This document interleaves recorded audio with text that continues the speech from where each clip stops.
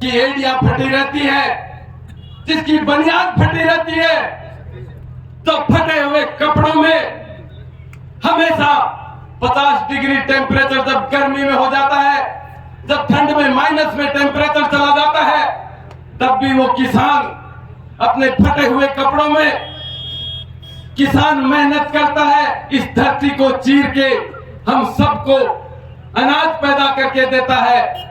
उस किसान को आज सड़कों पे आना पड़ता है। बड़ी शर्म की बात है, ये कलेजा फट जाता है जब ये बात देखते हैं। मैं भी एक किसान का बेटा हूं, मैं आपसे कहना चाहता हूं, एक किसान का जीवन पूरा उसका कर्ज चुकाने में निकल जाता है। वो हमेशा कर्ज चुकाने की चिंता में बैठा रहता है। आपने देखा होगा बिजली की सप्लाई सही नहीं दी जाती, बिजली की कटौतियां की जाती है। ऐसे समय में बिजली दी जाती है, ये समय पे बिजली भी दे सकते हैं। और हमने कई आदमियों से, जो आदमी आज इस दुनिया में नहीं है, किसानों के बीच जब जाते हैं, चौधरी चरण सिंह जी की चर्चा करते हैं, जिस आदमी के मरने के इतने वर्ष बाद भी ये किसान याद रखते हैं इस बात को।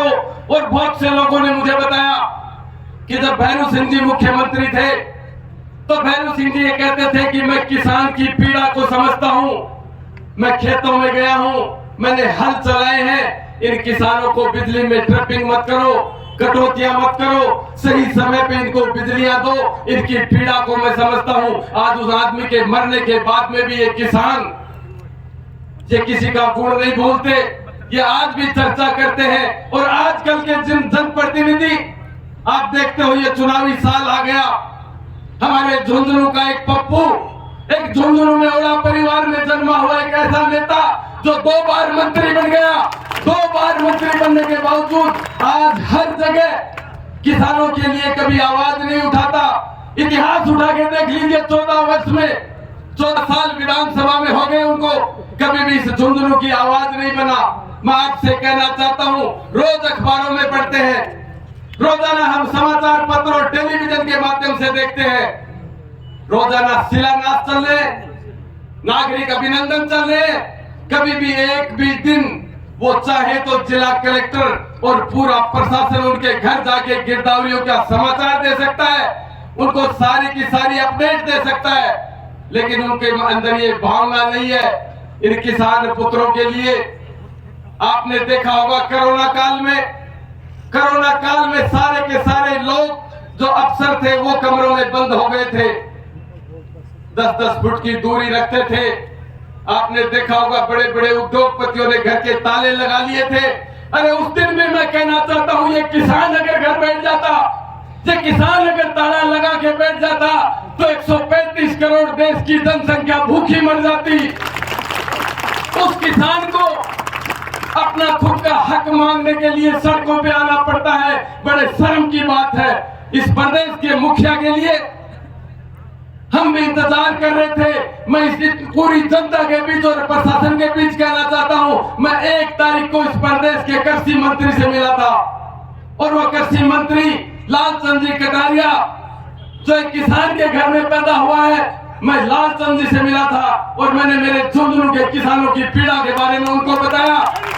मेरा कहना था कि सरसों की संपूर्ण फसल खराब हो गई।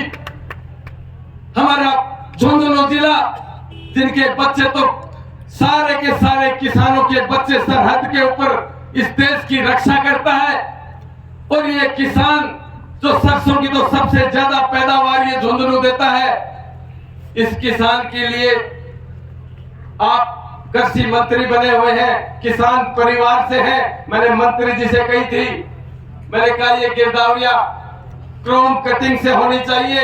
ये बैठे बैठे ऑफिस में ये कह देते हैं कि गेहूं की फसल ठीक है, गेहूं से आकलन कर लीजिए। मैं कहना चाहता हूं आपको, इस भरे मंच से कहना चाहता हूं कि कृषि मंत्री ने मुझसे कहा कि आपके जिला कलेक्टर से बात कराइए, और मैंने इस जिला कलेक्टर से कृषि मंत्री की बात कराई और स्वीकार करी। इस कलेक्टर ने, इस जिला कलेक्टर ने स्वीकार करी कि हाँ गिरदावरिया गलत हो रही है, और इस प्रदेश के चीफ सेक्रेटरी को आप फोन कर दीजिए।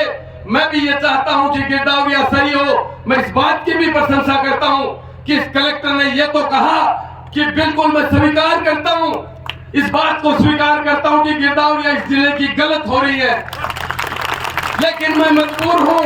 उन्होंने कहा कि यहाँ की चीफ सेक्रेटरी इस बात को नहीं मानती, वो ये चाहते हैं कि 20 से 30% का आकलन करके यहाँ भेजा जाए।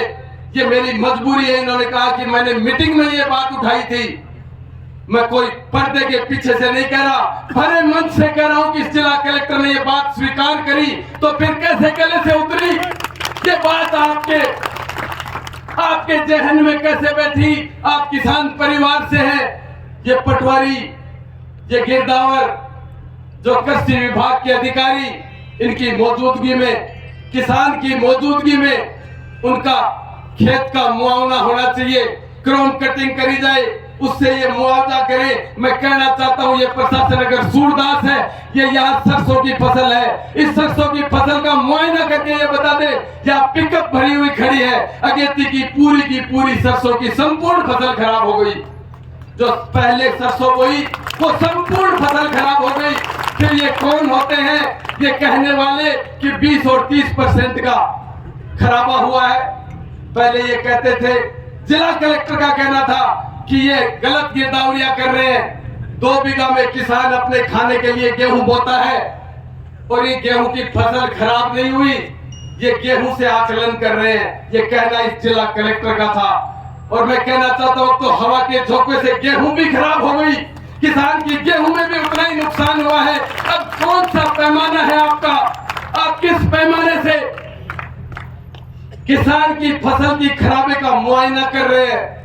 हमारी मांग अगर जायज है तो भले ही जिला कलेक्टर हो, भले ही इस प्रदेश की चीफ सेक्रेटरी हो या यहाँ का मुख्यमंत्री हो, हम ये कहना चाहते हैं कि ये झुंझुनू का किसान, इसको ललकारो मत, इस किसान की आवाज को दबाने की कोशिश मत करो। जब ये अपने बच्चों को देश के लिए शहीद होने के लिए भेज देते हैं, यहाँ के ऐसे किसान बैठे हैं जिनका एक बेटा शहीद हो गया और दूसरा बेटा है उसको भी देश की रक्षा के लिए फौज में भेजना चाहते हैं।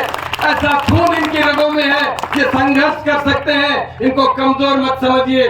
मैं यही कहना चाहता हूँ यहाँ के प्रशासन से, 10 दिन का समय 1 तारीख को कृषि मंत्री जी को दिया था और मैं आपसे कहना चाहता हूं, मंच पे जिला परिषद सदस्य, पंचायत समिति मेंबर, सरपंच और हमारे भाई सतीश जी, हम सब अभी बैठ के 11 आदमियों की एक कमेटी बनाएंगे और उस कमेटी से कल की तारीख में इस प्रदेश के कृषि मंत्री के घर जाएंगे और प्रदेश के कृषि मंत्री से इस बात का जवाब लेंगे कि आपने 1 तारीख को जिला कलेक्टर को फोन किया था, मेरे स्वयं के फोन से इन्होंने बात करी उससे, और जिला कलेक्टर ने आश्वासन दिया था कि मैं सही मुआवजा कराया जाएगा, मैं स्वयं भी जाऊंगा और मैं मेरे पूरे प्रशासन को लगाऊंगा।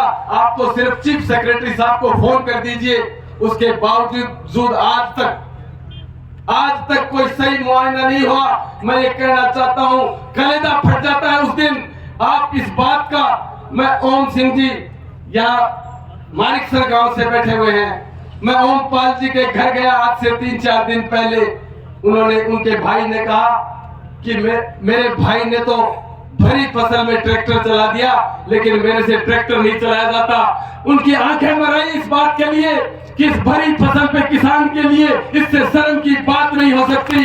और भरे मन से आंखों में आंसू लिए हुए हमारी मौजूदगी में उन्होंने ट्रैक्टर चलवाए। आप देख रहे होंगे रोजाना अखबार में आती है, आज फला गांव के फला किसान ने अपनी भरी फसल के ऊपर ट्रैक्टर चला दिया। अपने बच्चे के जैसे पालते हैं, बड़ी मुश्किल से खाद की व्यवस्था करते हैं, बीज की व्यवस्था करते हैं, लावणी करवाते हैं, उसके रुपए लगते हैं, और वो जब अपने भरी फसल के ऊपर ट्रैक्टर चलाता है तो किसान के कुछ बाकी नहीं रह जाता। उसकी पीड़ा को वो समझ सकता है जिसने कभी खेत में काम किया हो, जिसने गरीबी देखी हो।